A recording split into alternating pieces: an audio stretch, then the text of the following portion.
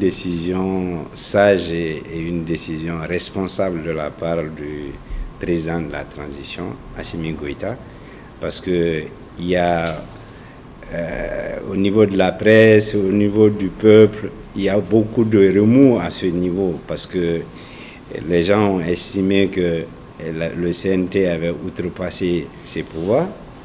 Je ne suis pas juriste en la matière, mais je pense que les hommes politiques, les leaders en quelque sorte, que vous soyez leader religieux, leader politique, homme d'État, etc., nous sommes obligés, je le dis, nous sommes obligés d'être des exemples au niveau du peuple, au niveau de nos populations respectives. Et malheureusement, je dis, la restriction de la liberté n'est pas actée en soi.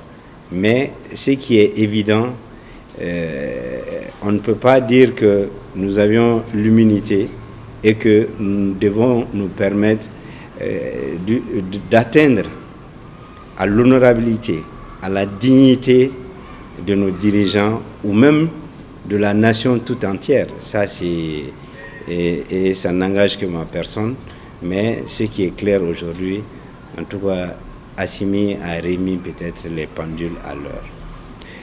Nous avions en tout cas introduit une plainte au niveau de la Cour.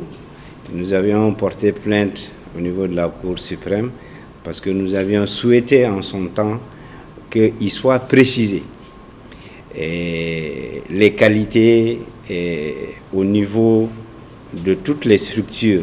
Je veux dire que les membres du CNT, qu'on nous définisse en réalité au nom de quelle structure ils siégeaient. Certains nous ont dit que l'intéressé siégeait au titre ou au nom du M5-RFA. Loin s'en faut, nous démentons parce que nous ne l'avions pas de façon officielle et de façon normale dit que ce monsieur allait siéger à notre nom. Donc, quelque part, moi j'ai dit, le CNT, pour moi aujourd'hui, ils ont pris leur décision et ça n'engage qu'eux, mais je pense que le peuple n'était pas d'accord avec cette décision et je pense que raison de plus que le président de la transition a encore rectifié la trajectoire de cette question. Nous avions foi au pouvoir de notre peuple, à l'engagement de tout un chacun, à la bravoure, à la dignité et à l'honneur qui ont toujours caractérisé ce peuple. Je sais que les moments sont difficiles, mais après ces difficultés, je pense que le Mali va rayonner, en tout cas dans le concert des grands, s'il plaît à Dieu. C'est pourquoi je le dis sans modestie, il nous faut retroucher nos marches, il faut que nous travaillions d'arrache-pied et tous ceux qui sont en train de dire aujourd'hui que sans les autres, nous allons mourir tous et le Mali va disparaître.